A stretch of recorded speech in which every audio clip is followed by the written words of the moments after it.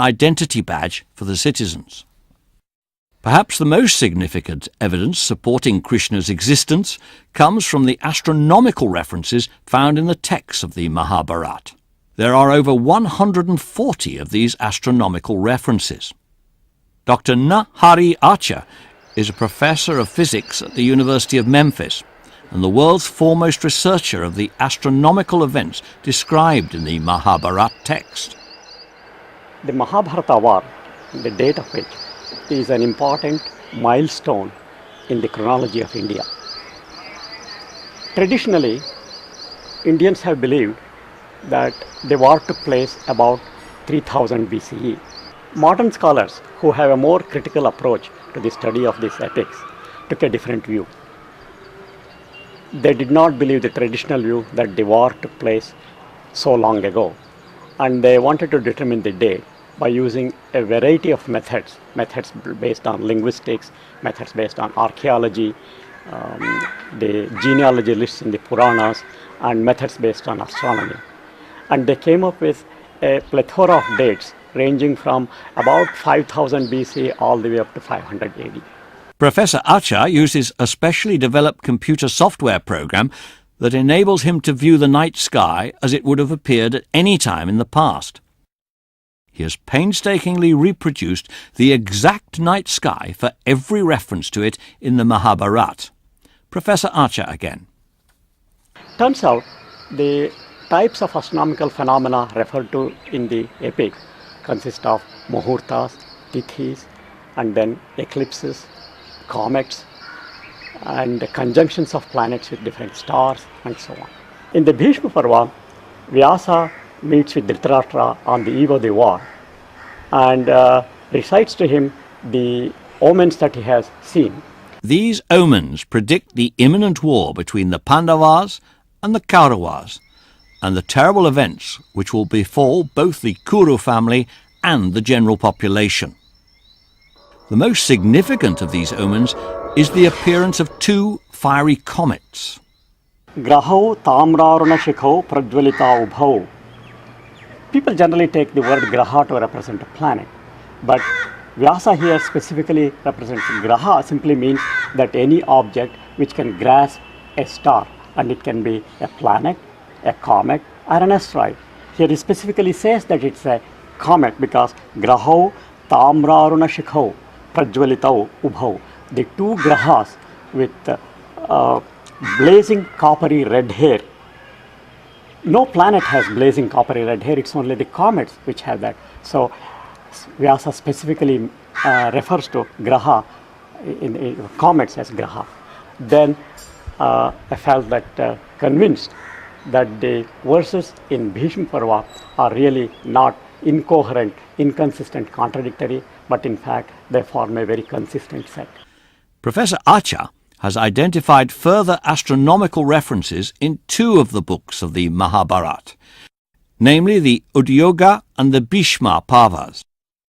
Again, these were regarded as omens of imminent disaster.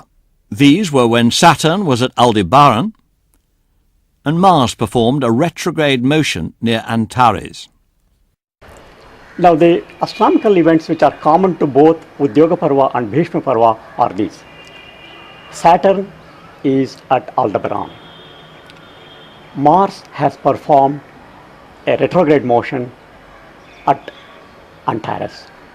The lunar eclipse in the month of Kartika, which occurs at Pleiades, is followed by a solar eclipse near Antares. So I searched for the years between 3500 BCE to about 500 CE, a range of 4000 years. In this, there are 137 such conjunctions where Saturn is at Aldebaran. Here we see Saturn's transit at Aldebaran. It is an event which is even today considered by Indian astrologers to be associated with great wars and violent events. The last transit of Saturn at Aldebaran was in 2001 AD, the year of ground zero. Saturn's retrogression seemingly predicting the exact month, September. Professor Archer again. And then I searched for those years in which Mars would perform a retrograde motion near Antares. Now Mars does that when about its synodic period is about 680 days. So I searched for a period of 2.5 years on either side of each of these 137 dates. And it turns out that this reduces the set of dates from 137 to just 17.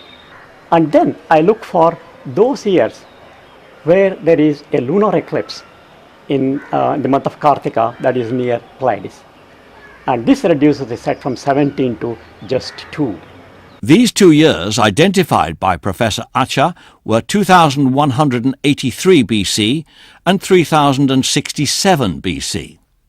I thought I could use the solar eclipse to eliminate one of those, but it turns out on both of these days, the lunar eclipse is followed by a solar eclipse which occurs near Antares. In 2183 BCE, the winter solstice occurs in the waning phase of the moon, Krishna Panchami. And in 3067 BCE, it occurs in the waxing phase, and we want the waxing phase. So this is one way to eliminate that this 3067 BCE is the year of the war. For the 2183 BCE, to satisfy that 64 days between those two intervals, the war must have started on an Amavasya, or a new moon day. And we have definite information from the epic that the war did not start or could not have started on an Amavasya, because on the 14th day of the war, they break all rules of war. The war continues into night, and they break only when the moon rises and the wee hours of early in the morning. Now, if the war had started on an Amavasya, the 14th day would have been in the waxing phase, and the moon would rise early in the evening and not early in the morning.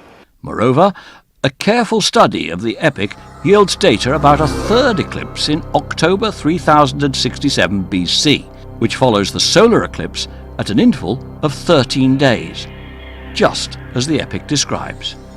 The evidence presented by Professor Acha overwhelmingly pinpoints 3067 BC as the year when the great battle described in the Mahabharata took place. Detailed examinations of the astronomical references mentioned in the Mahabharata show that they were based on real astronomical events that actually took place and are not a writer's imaginary description. Because the astronomical dates and events described in the Mahabharata have been authenticated by modern scientific method, it is reasonable to conclude that the Mahabharata itself is also a factual description of events that actually took place. In acknowledging this, we are bound to recognize that Krishna, one of the Mahabharata's principal characters, must have been based on a real person.